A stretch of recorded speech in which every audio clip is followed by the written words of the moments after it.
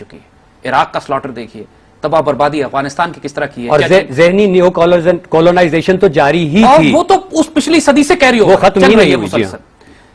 فلسطین کا مسئلہ علامہ اقبال اور قائد اعظم نے جلسے کیے ہیں اس کے اوپر, اور وہ مسئلہ 100 سال بعد آج بھی کھڑا ہوا ہے اپنی جگہ پر. کشمیر کے مسئلے پر اس وقت بحث ہو رہی تھی اور آج بھی ہم وہی بحث کر رہے ہیں. تمام ایشیا وسطی کے مسلمان ممالک جو اس وقت غلام بنائے جا رہے تھے, ابھی بھی وہ سٹرگل کر رہے ہیں کسی نہ کسی شکل میں اپنی آزادی حاصل کرنے کے لیے. چیچنیا میں مزاحمت جاری ہے, اس کی پوری مسلمان دنیا کالونائز کی جا رہی ہے. وہی اکنامک کالونائزیشن بھی ہے, فزیکل کالونائزیشن بھی ہے, آئیڈیولوجیکل اور انٹلیکچوئل کالونائزیشن بھی ہے. اور جو چیلنجز ہمیں کنفرنٹ کر رہے ہیں, سوائے اس بات کے کہ اس وقت ہمارے پاس ایک مملکت خداداد پاکستان نہیں تھا اور اب ہے, اس وقت وہ مسلمان بغیر کسی سٹیٹ کے, بغیر کسی گورنمنٹ کے, بغیر کسی آئیڈیالوجی کے ایگزسٹ کرتے تھے, اب یہ سب ہمارے پاس ہے اور کوئی فرق امت مسلمہ کی حالت اظہار میں نہیں ہوا ہے. یعنی پریکٹیکلی مسلمان دنیا جو اس وقت کالونائز تھی, اب صرف امید کی ایک کرن جو موجود ہمارے پاس ہے وہ پاکستان ہے, اور یہ اللہ کا دیا ہوا تحفہ. اس کو وہی چیلنجز درپیش ہیں جو اس وقت خلافت عثمانیہ کو تھے. خلافت عثمانیہ کو ڈس انٹیگریٹ کرنے کا مطلب تھا کہ مسلمانوں کی physical, spiritual, military, economic power کو ڈس انٹیگریٹ کر کے آپ 57 ملک نکال دیں. آج پاکستان امت مسلمہ کی سینٹر آف گریوٹی بن گیا ہے. ہم ایک اسلامک نیوکلیئر پاور ہیں, ہم اقبال کو اپنے پاس رکھتے ہیں, اقبال ہمارا ذخیرہ اور خزانہ ہے. And we have a nation of the جس کا پوٹینشل یہ ہے کہ یہ امت مسلمہ کی قیادت سنبھال بھی سکتی ہے, دفاع بھی کر سکتی ہے, اور ہم یہ کر چکے ہیں. ہم نے اسرائیل کو مارا ہے, ہم نے انڈینز کو پیچھے کیا ہوا ہے, ہم نے روس کو توڑ کے چھوٹا چھوٹا کر دیا. پورے مڈل ایسٹ میں اگر کوئی استحکام ہے اس وجہ سے کہ اسرائیل کو خطرہ ہے کہ مسلمان ملکوں پر حملے نہیں کرتا, تو پاکستان کے خوف سے نہیں کرتا. انڈیا کو اگر خوف خطرہ ہے کہ خطے میں وہ ایکسپینشن نہیں کرتا, تو ہمارے خوف سے نہیں کرتا. یہودیوں اور اسرائیلیوں کا جو اس وقت نیکسس آپ کو نظر آ رہا ہے, جو ماڈرن جیو پالیٹکس ہے, اس وقت انگریز اور کانگریس تھی, اب جو نیکسس بن گیا ہے پریکٹیکلی زائنسٹ کا, مشرق اور مغرب کا, جو ہمارے مشرق سے اور مغرب سے آ کر پاکستان کو ڈس انٹیگریٹ کر کے چھوٹا کرنا چاہتے ہیں. اس اور مایوسی پھیلانے کا وہی عالم ہے کہ جو اس وقت جو حالی نے کہا تھا کہ خاصہ خاصان رسول وقت دعا ہے امت پہ تیری عجب وقت پڑا ہے. عجیب مایوسی پڑی تھی. آج پوری امت کو دیکھیے مایوسی کا ایک عجیب عالم پھیلا ہوا ہے کہ ہم جائیں تو کس طرف جائیں. Iqbal become so critically relevant today کہ اگر اقبال کو اگنور کر دیا, نہ کوئی مسلمان ملت کا ریوائول ہوگا, نہ پاکستان کا دفاع ہوگا. ہم نے اقبال کے اس بحث کو کہ پاکستان کیوں بنا, پاکستان کیوں بنا ہے, وہ جیو پالیٹکس کیوں تھی, پریکٹیکلی اس بحث کو ادب اور احترام کے ساتھ اب ذرا پس پش ڈالنا ہے. اور ہم نے اس اقبال کو اٹھانا ہے جو آنے والی صدیوں کے لیے اب ریلیونٹ ہے امت مسلمہ کے لیے. ہم نے اقبال کے فلسفہ اسرار خودی جس کا تعلق انڈیویجول ریوائول سے ہے, باکردار لوگ تو ہونا, نگاہ بلند, سخن دل نواز, جہاں پر سوچ تو بناؤ یار. ابھی تک تو ہم نے وہ قیادت پیدا نہیں کی, اور پھر اس قیادت نے اس امت کو کیسے ریوائیو کرنا ہے کلیکٹیولی بحیثیت ایک نیشن. ہم نے ایک بحیثیت ایک امت رسول کی حیثیت سے ہمارا رول اور ڈیوٹی کا ہے جو رموز بے خودی میں ہم کو نظر آتا ہے, individual and the collective revival.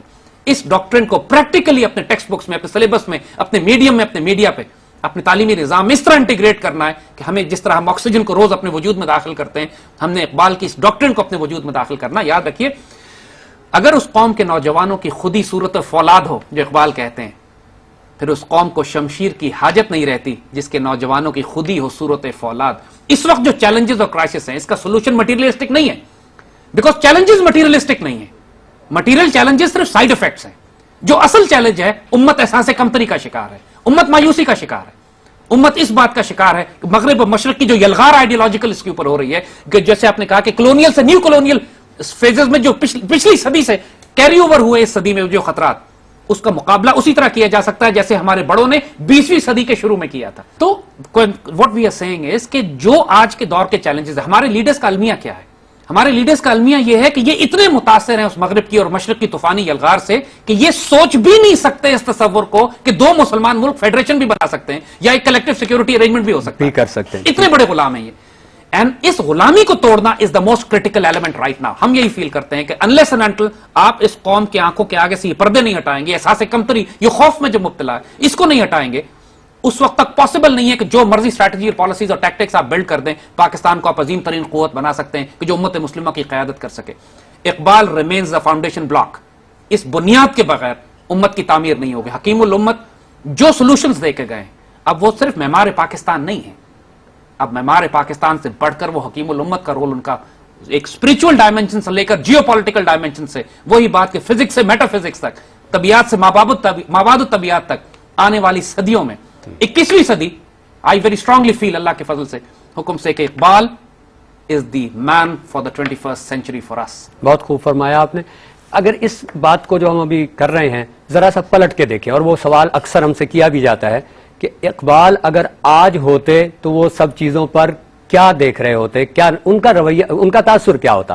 تو اس کو اگر یوں کر کے دیکھیں تو کچھ چیزیں خوش کرنے والی, کچھ چیزیں پریشان کن, دونوں طرح کی نظر آتی. اس وقت بھی تھی, اس وقت بھی تھی, لیکن آج اگر وہ ہوتے تو ہم ایک قیافہ کر سکتے ہیں کہ وہ اگر آج ہوتے تو پاکستان کو دیکھ کر خوش ہوتے, اس وقت پاکستان نہیں بنا تھا.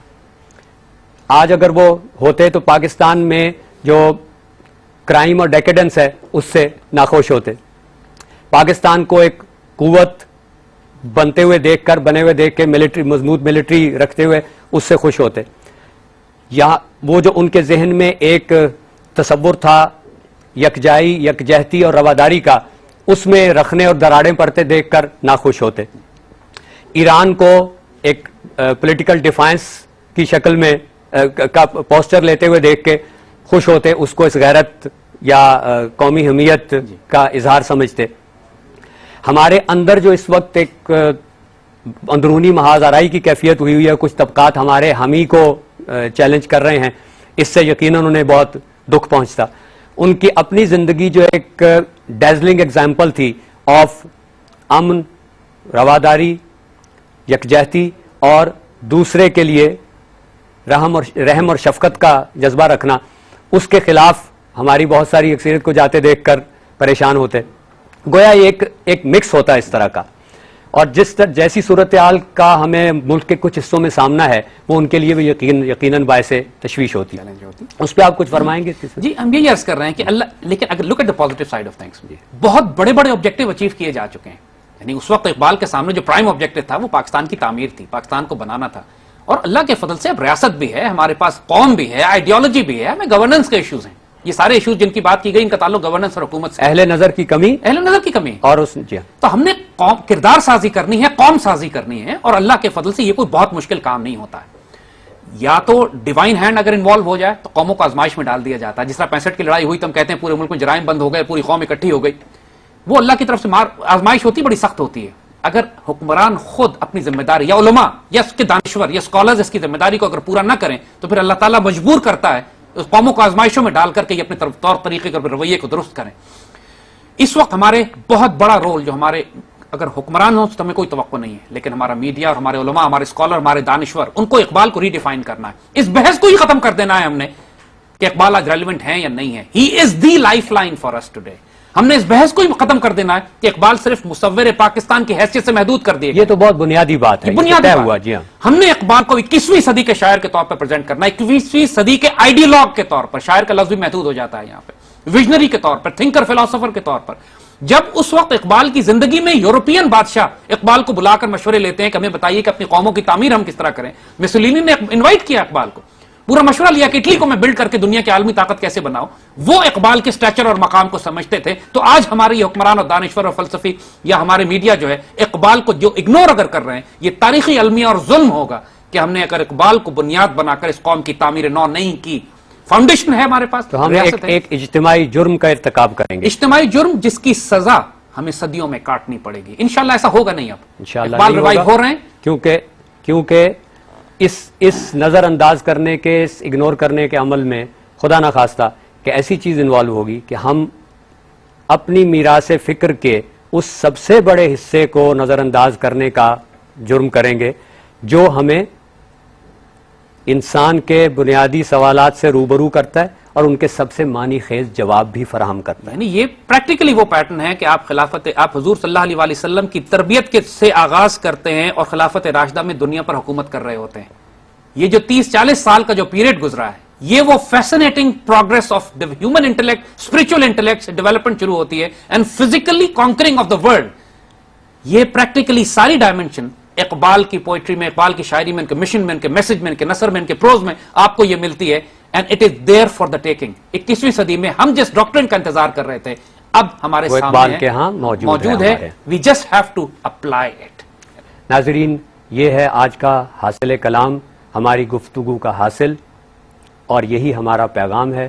زید حامد صاحب تشریف لائے, شریک گفتگو ہوئے, عزت افزائی. ہم آپ کے ممنون ہیں. خدا حافظ.